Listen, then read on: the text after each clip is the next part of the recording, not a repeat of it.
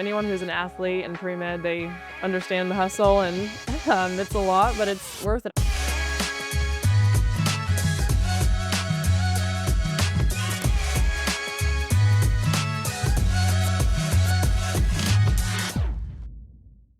My grandpa actually is the main reason that I came to Mizzou. Huge Mizzou fan. No one in my immediate family had actually gone to Mizzou. He actually was an electrician, but like grew up bleeding black and gold. Like it was a treat to come to Mizzou women's basketball games, go to the football games. Like we all loved it. And so he actually got diagnosed with brain cancer when I was in my freshman year. He passed my sophomore year. About 3 days after he passed, I had 45 points in a game and like broke the school record. And I just remember thinking like he had the best seat in the house that night. And it was so cool. Like, you know, you're sad, your family's sad, but just to like bring everyone together that night. And, you know, he kind of would forget things just because, you know, the tumor and the cancer. But the one thing that he could remember was that I was committed to Mizzou.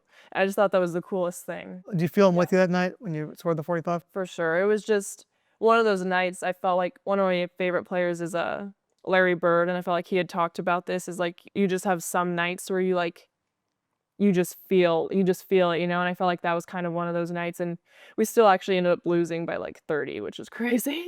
Have there been any games here where you feel like he was with you? Yeah, I mean, it's funny, I still remember my first basket as, you know, wearing the Mizzou jersey. It was actually like an 11 a.m. game, and it was the bring your kids to like, or it was the field trip day. So we had a bunch of little screaming kids in the audience, which was amazing. It was fun.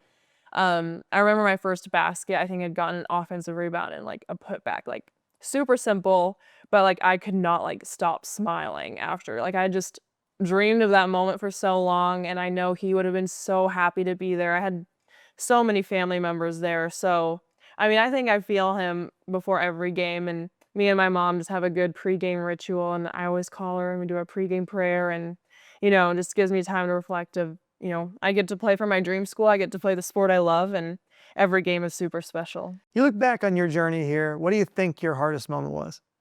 That's a good question. I think one of my hardest moments would probably be tearing my ACL at the end of my junior year of high school. Um, it was a really tough moment for me. I'd made the USA U16 team the year previously, had a really good junior year. I think I was averaging like 32 points. We hadn't really lost a game yet. Um, you know, so just 5 games left, you know, it was heartbreaking for me just because I knew I wasn't going to get to try out for Team USA again. My senior year, I didn't know if I was going to get to play my senior year. Last year of AU was gone. You know, I knew I wasn't going to get to play. It was mentally and physically just so hard. And, you know, that's an injury. I really just feel like you don't understand it until you go through it. And so coming back from that and getting to play my senior year was super special. Just getting to represent Green Valley one more time, and also just using it as, you know, getting to be back on the court again before I reported to Mizzou. So having that time, I'm super thankful that I got to play one more year for my high school. But then I also think that really helped prepare me to get back into the flow of things before I got here and got to just be a part of the craziness of college women's basketball, which has been amazing. But, you know, as a freshman, you're just all over the place. I think it just taught me some patience during that time, but I also got to spend a lot more time in the weight room. Like, I really had not spent a lot of time getting stronger, and that injury forced me to watch the game from the sideline and focus on it that way, but also just really be in the weight room and understand if I wasn't going to be strong enough, I want to get to be back on the court. So if you were SEC Scholar Athlete of the Year last year, what are you studying? Like, that's a pretty big accomplishment. Oh, thank you. Yeah, no, I definitely had some moments where I just called my mom in the fall. I was staying up till midnight, you know, Chem 2, organic chemistry, all the above.